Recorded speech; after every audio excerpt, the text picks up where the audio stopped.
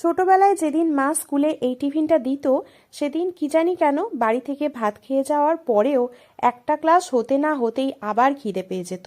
তখন ওই ব্যাগের ভিতরে মুখ ঢুকিয়ে হালকা করে টিফিন বক্সের ঢাকনাটা খুলে টুকটুক করে মুখে দিতে দিতে কখন যেন অর্ধেকের বেশি খেয়ে ফেলতাম, সেটা নিজেও টের পেতাম না। তবে টিফিন ব্রেকে অত কম টিফিন থাকা সত্ত্বেও কিভাবে যে টিফিন বক্স ভরে যেত সেটাও বোঝা যেত না।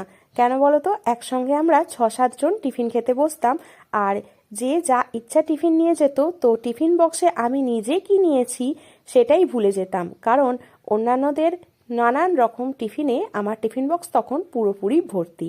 আলু, পেঁয়াজ আর ডিম দিয়ে বানানো এই সাদামাটা চাউমিনের স্বাদ কিন্তু কখনোই ভোলার কথা নয়, কারণ এর সঙ্গে যে আমাদের অনেক অনেক মধুর স্মৃতি জড়িয়ে আছে। তাই অনেক দিন পরে ইচ্ছে হলো আজকে কিছু সবজি টবজি না দিয়ে সিম্পলভাবে এইভাবে চাউমিন করে ছেলেকে দিয়ে দেখি ওর কেমন লাগে। পরীক্ষা শেষে নাম্বার যেটা এলো সেটা কিন্তু নেহাতি খারাপ একটা কিছু না।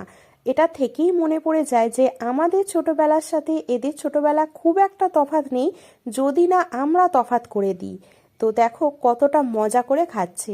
তো এবার তোমার জন্য প্রশ্ন, এমন কিছু কি খাবার আছে যা তোমার ছোটবেলাকে মনে করিয়ে দেয়?